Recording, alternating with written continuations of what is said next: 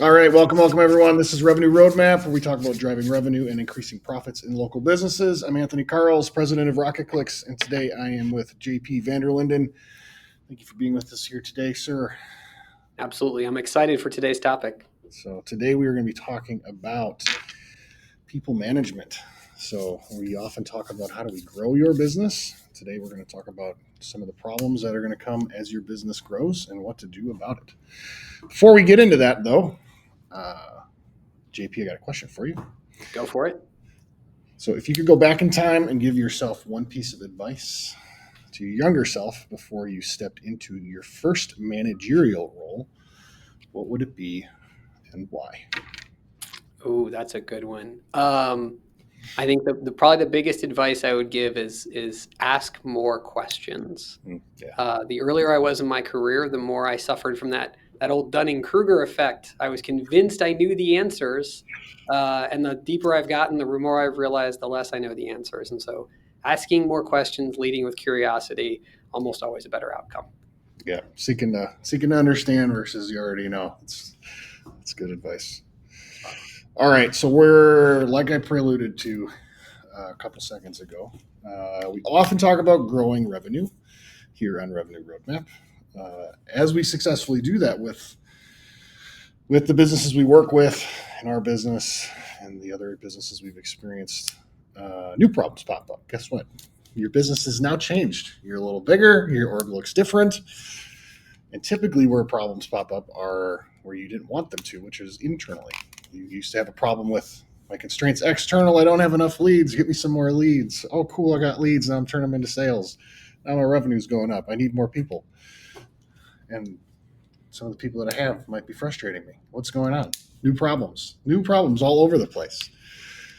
So tell me a little bit about kind of what the core of this issue is and your experience and kind of how you think about this. Yeah, so a lot of times we end up in a situation where, as leaders, we never planned or set out to lead a bunch of people. We got excited about solving a problem. We got excited about building a product. And next thing you know, we were, leading 10, 20, 50, 100, 200 people kind of by accident. And so we fall into this situation where we see the same kind of problems over and over. It's kind of the same set of three problems we see over and over in these businesses, and they're all stuck around this idea of leaders who are leading people when they thought they were really going to lead a business. And it turns out that for most professional service organizations, those are the same thing. Okay. Yeah, it keeps popping up. Nice. So yeah, what are you said there's three things in your experience. So what are those? Let's talk about. Yeah. So the three manifestations of this are one, I just have no idea what's going on with my people, right? This is like I don't understand like why they're doing what they're doing, why they're behaving this way, why they're not doing what I expect. I'm just completely confused. The second scenario is I really have set things up to where like my people can grow and take on new challenges and opportunities and rise in the business, and like I really want to kind of promote from within. Unfortunately, my people aren't growing, or like maybe just a small handful of them. A couple are doing great, but most people just kind of exist. And I'm really frustrated by why they're not as driven and excited as I am.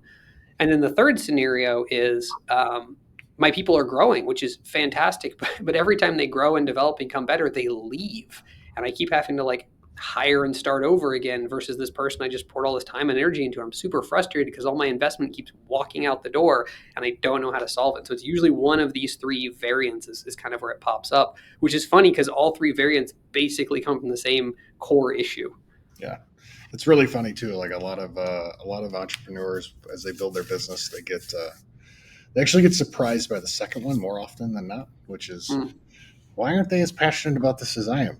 It's like that's not your expectation. Shouldn't be actually that they're as passionate about it as you are. You started a business, took a big risk, spent a lot of time away from your family to build this business. That's not what they're doing.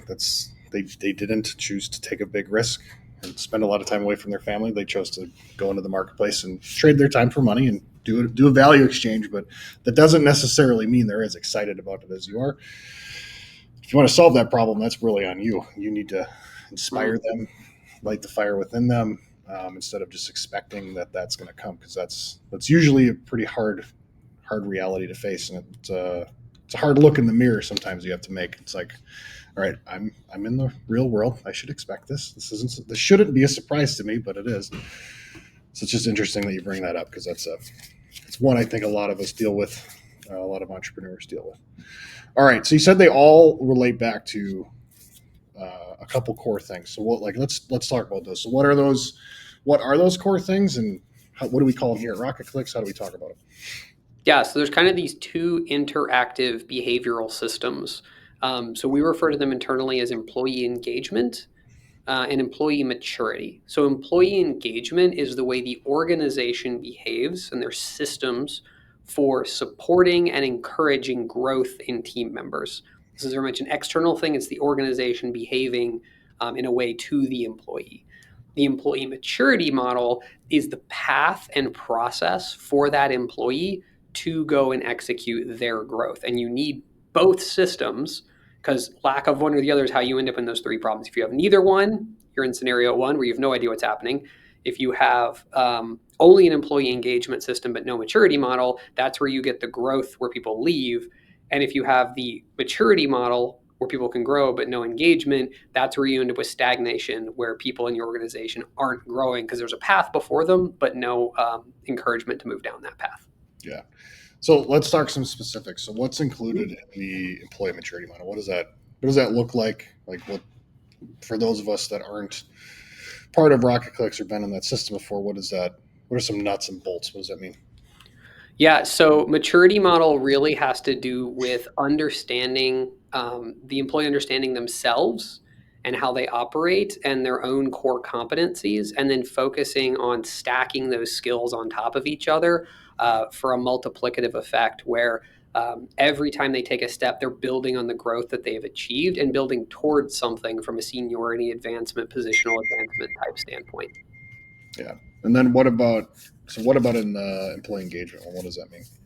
Yeah, so the engagement, remember, is organization driven. It's a lot of inspiring people, everything from the hiring process and onboarding all the way to managing performance and having an ongoing cadence for direct one-to-one interaction with that team member. So this is going to include your mission, your vision, and your values.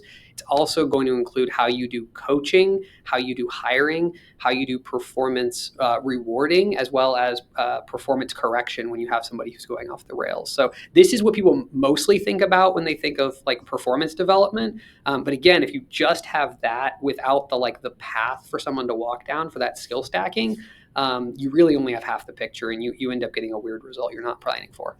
Yeah. Yeah.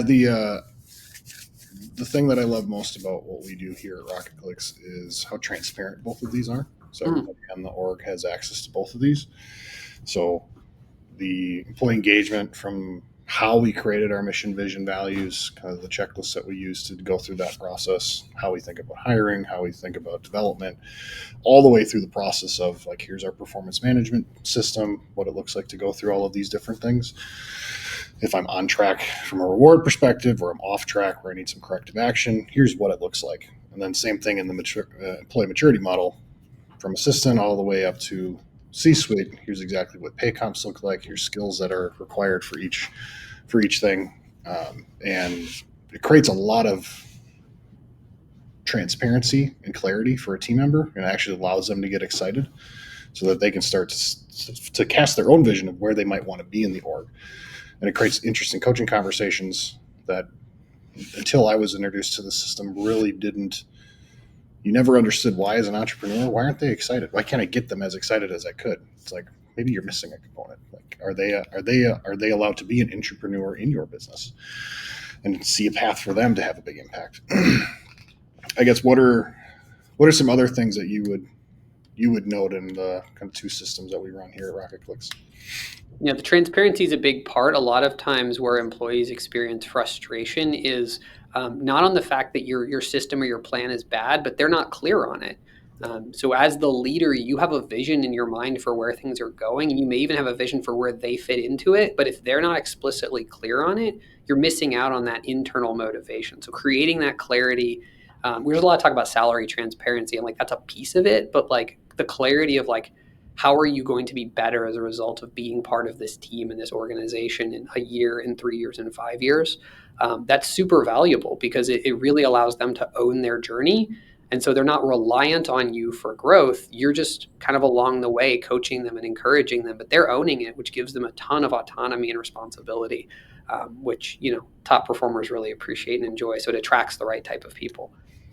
Yeah. How do you feel like this impacts kind of your A players you have on the team, B players and C players that might exist on a team?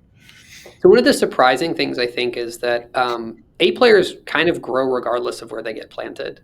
They kind of just make greatness happen just from an innate sense of kind of who they are, right? It's the question of like if Michael Jordan had gone to a different college, would he still be Michael Jordan? Like probably, because that's just kind of like who he was.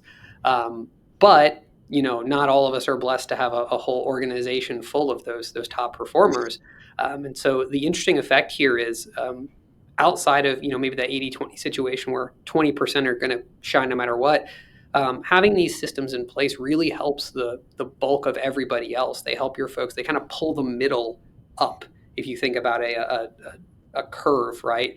The bell curve, it kind of pulls the middle up, which allows you to identify, those very reliable kind of folks who are going to make sure all the things run on time the way they're supposed to. It helps them a lot. It also helps you kind of pull out those, the bottom 20% where it's like, hey, this group, they're not excited about what we're building or doing. Those people who can maybe hide inside your organization if you don't have a system like this, it kind of shines a light on those moments, because there's probably something out there that they would be really excited about that they can go pursue, and it lets you make sure that everybody on your team is at least bought in on, again, back to mission, vision, values, aligned on where you're going. So that's the really cool impact, I think, is that it pulls the middle up, and if we want to call it ABC situation, your A players are going to shine. It really helps those B players because they feel a part of the process and ownership, and there's a clear spot for them. They don't have to be, one of those like superstars. They're a role player, and there's a role for them. Yeah. Any so there's a lot that goes into this. We're going to cover this over the next, I don't know, however many weeks. We're going to go over this a lot. We're going to go into detail. We're just give away basically what we're doing. So if you want it, steal it, make it better. That's what we love. That's what we encourage. So as we release this into our org, what were some of the biggest learnings that you had? So a lot of the feedback we got from people was that they'd never been led in this way before. They had never had an organization ask them about their personal goals. They'd never had an organization lay out so clearly how they could grow their salary and grow their seniority, or give them ownership of the ability to move those things forward. So it was a little bit almost a culture shock moment, because people suddenly were like, they'd been kind of banging on the door to get in for so long, and the door opened, and they kind of didn't know what to do at first. And so there's a little bit of mistrust of like, this feels too good to be true. So if you're implementing and rolling these things out in your organization, I would say just like, just continue to just continue to lean into these systems and do it. Because after you've been doing it for a while, the trust is there, and the people really appreciate it on your team. But at first, there's just quite frankly a lot of skepticism. There's a lot of bad leadership and organizations, and people, maybe have some PTSD from previous companies where they've had a bad experience. And so, like, give a little bit of grace for those folks to, kind of build the trust and understand, because this is actually what a lot of us want. But when it actually comes true, there's a healthy grain of salt which gets applied. So that was maybe a little surprising, but a really cool part is like after applying it, like the trust went way up. Yeah, it's been cool how the PPF process has really opened up good, authentic conversations as well that help align people towards their actual career ambitions. Just creating a healthy space to have that instead of doing a lot of the quiet quitting. Like, all right, let's just talk about this really, because you just explained to me where you want to go. That's not really what we do here. Like, how does this play into that? If it doesn't, how do we talk about getting you to that place? Because that's the real place that you want to be, versus just every day getting up, doing something you hate because it's a job that you can check the box and get your paycheck on. Like, let's talk about, like, how does this experience serve that future ambition that you have, and how can we be aligned on what that looks like, create good timelines on that, execute against that, help you develop and gain skills that you're going to need anyway to follow that passion and move in that direction, versus let's just all pretend that everything's hunky-dory and then be frustrated and upset every single day.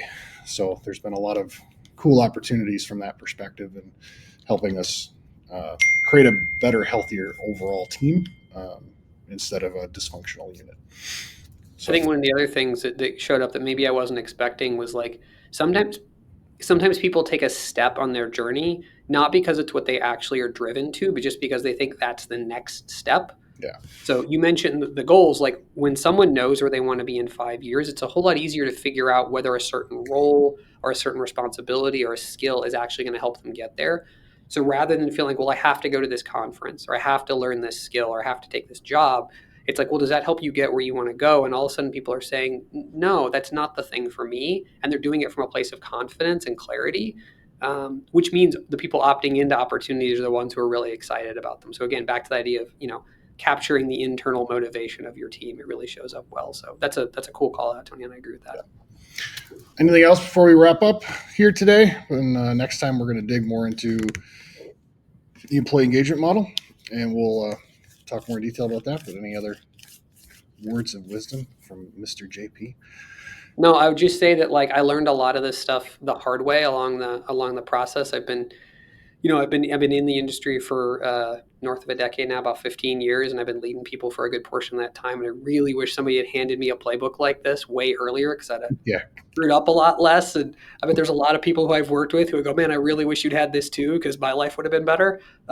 So I will just second what Tony said of like, steal this, apply this, put it in practice because, it'll make everybody in your team happier if you have these two systems working for you.